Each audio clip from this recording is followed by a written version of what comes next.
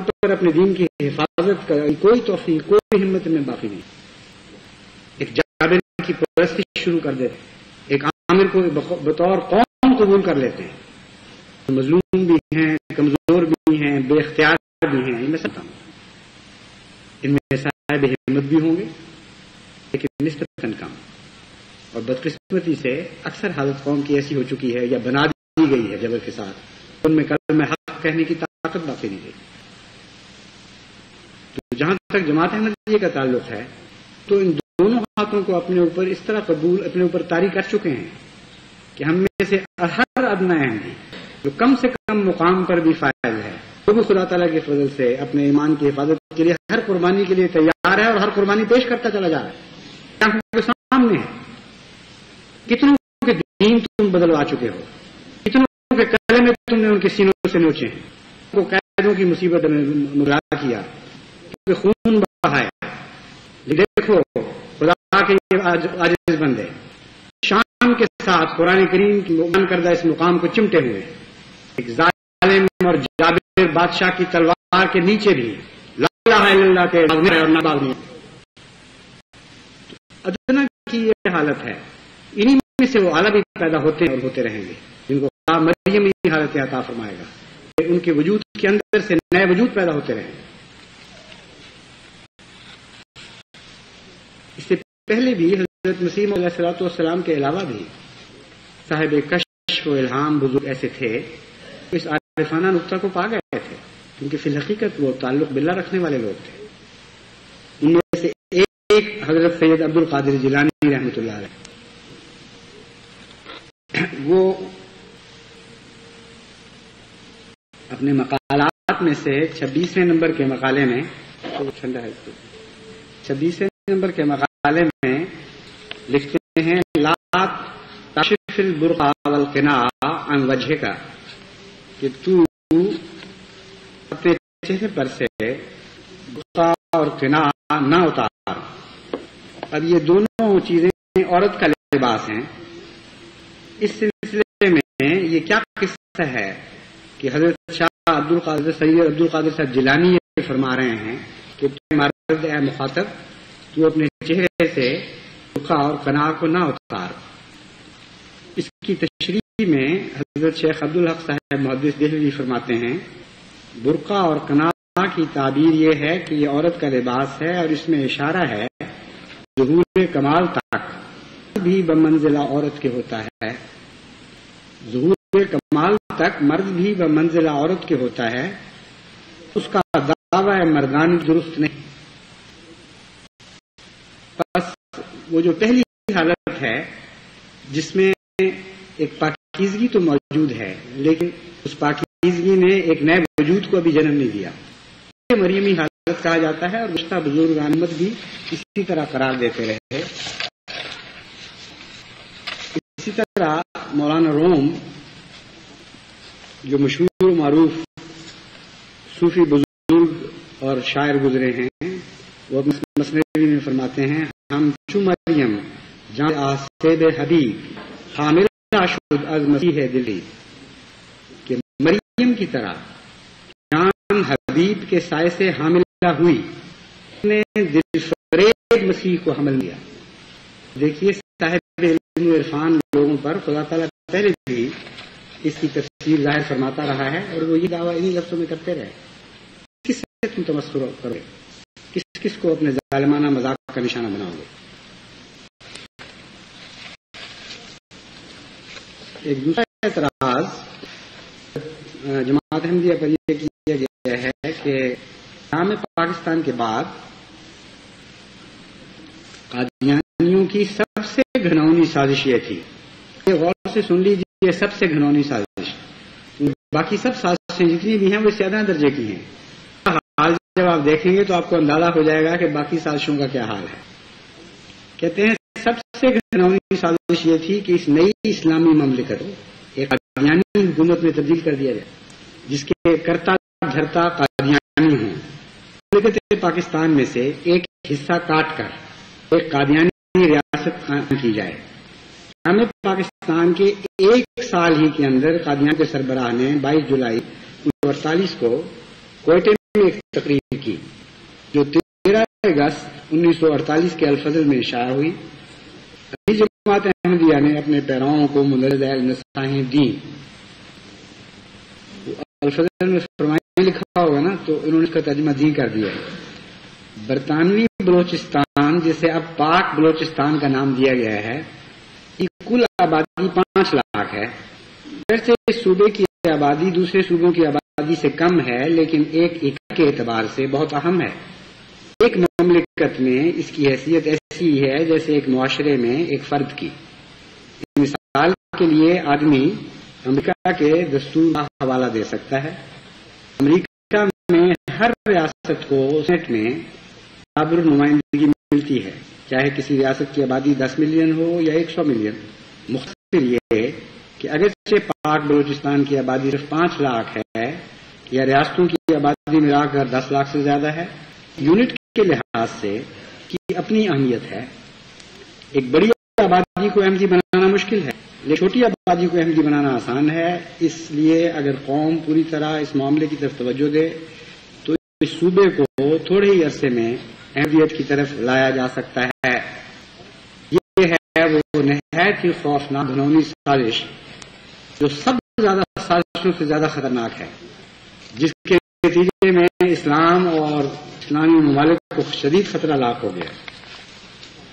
یہ کیا جا رہا ہے باقاعدہ حملہ کرے اور یا وہاں بغاوت کروا کے پاکستان کے ایک صوبے کو پاکستان سے کاٹ کے الگ کر دیا جائے گا، یہ اعلان کیا جا رہا ہے. بیوقوفی اتنی ہے کہ جو حوالہ پیش کر رہے ہیں اس حوالے سے اس کا رد ثابت ہو.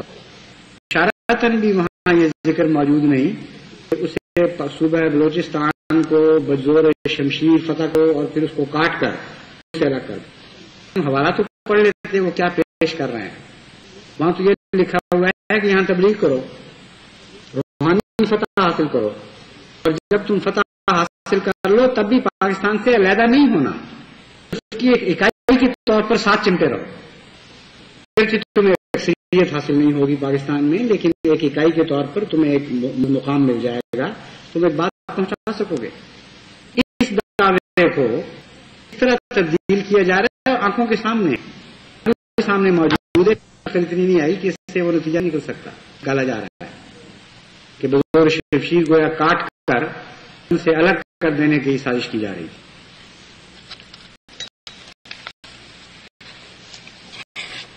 لیکن میں آپ ان کو یہ بات بھی بتاؤں کہ اس سے بہت بڑی بڑی سازشیں جماعت احمدی اگر یہ سازش ہے تو کر چکی ہے اور اعلان کر چکی ہے.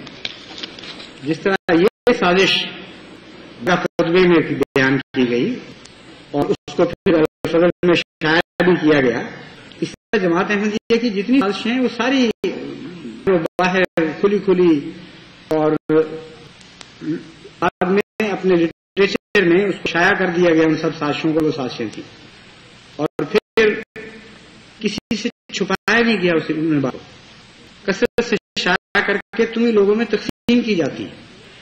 تم ہی ہو جو انہیں ضبط کر کے لوگوں سے چھپاتے پھرتے ہو. اپنی سازشوں کو کھول پیش کرنا چاہتے ہیں اور تم خود ہی دبا رہے ہیں ان کو آ رہے ہو دنیا کی نظر سے. لیکن اس سے قطع نظر ایک خاص بات جو قابل توجہ ہے وہ یہ ہے کہ ایک ایسی حساس حکومت جس کا بلوچستان کے معاملے میں یہ حال ہو، دور دراز رقدق پہاڑ پر بیٹھے ہوئے کسی بلوچی سردار کو چھینک بھی آ جائے تو گولیوں کی بشار کر دی جاتی.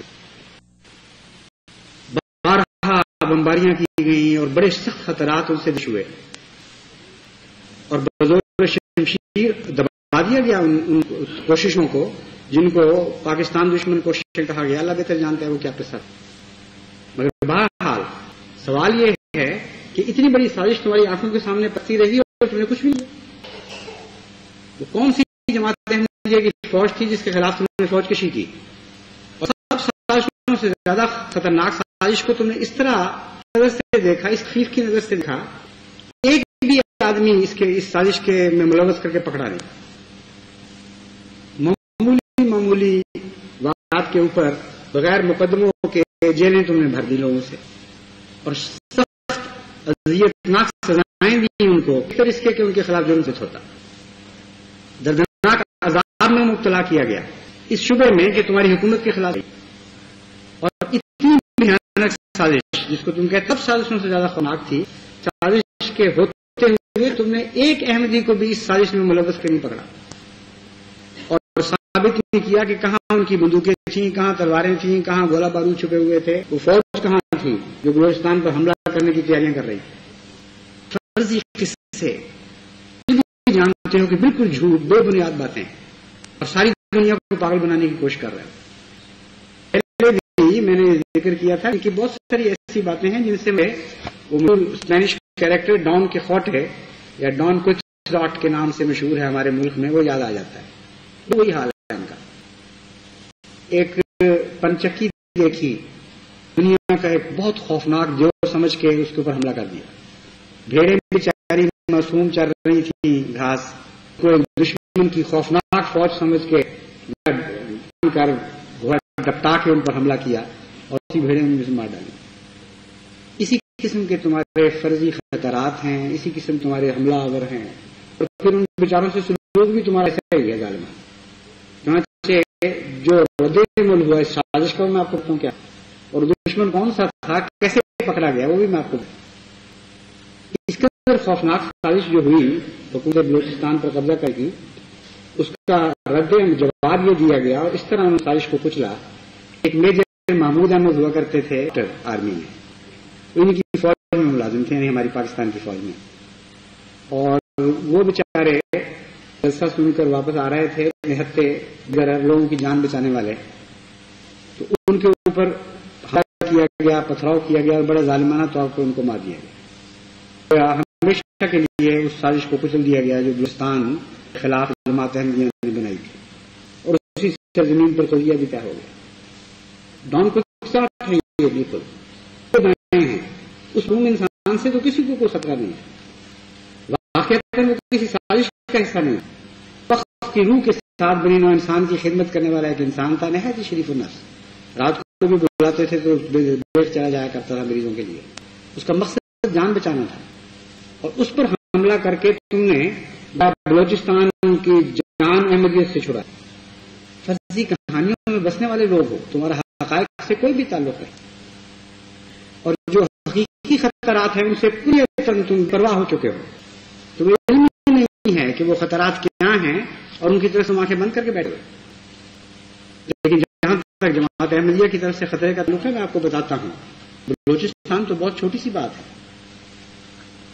اگر آپ ہمارے لٹریچر کا مطالعہ کر لیتے اور لوگوں کی کتابوں سے، مولویوں کی کتابوں سے مستعار لے کر اعتراض اپنے اس نامے میں شامل نہ کرتے تو آپ کو بہت سے حوالے اور مل جانے سے میں آپ کو خود سنا دیتا ہوں۔ یہ سازشیں تو سب چھپی ہی موجود ہیں۔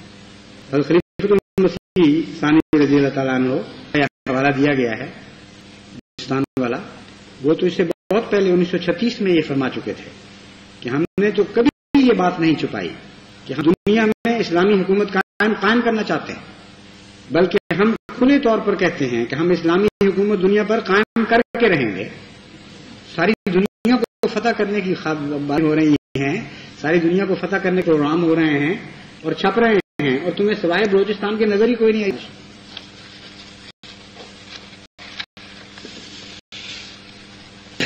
پھر فرماتے ہیں بس آرام سے مت بیٹھو۔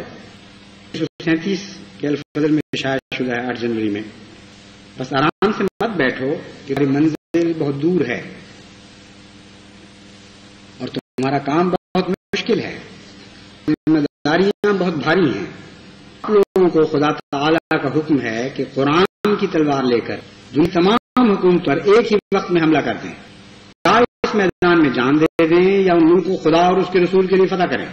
بس چھوٹی چھوٹی باتوں کی طرف مت دیکھو اور مقصود کو اپنی نظروں کے سامنے رکھو۔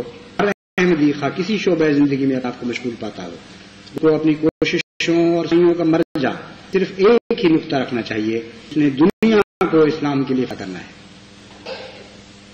عالمی فتح کی سازش ہے، بلوچستان کی بات تو ہمیں سمجھ آئی ہے، وہی نظر آئی ہے، اس لیے کہ وہاں واقعہ ہو گیا تھا، مولویوں نے اس بات کو اٹھا لیا تھا اور ایک احمدی شہید کر دیا گیا تھا، کیونکہ تم نے محنت ہی نہیں کی، توجہ نہیں کی اس جماعت کے لٹے کی طرف، لیے جو اعتراض کسی نے اکٹھے کر دیے وہی پڑھ کر دوبارہ تم انہیں ہتھیاروں سے حملہ آور ہو رہا ہے.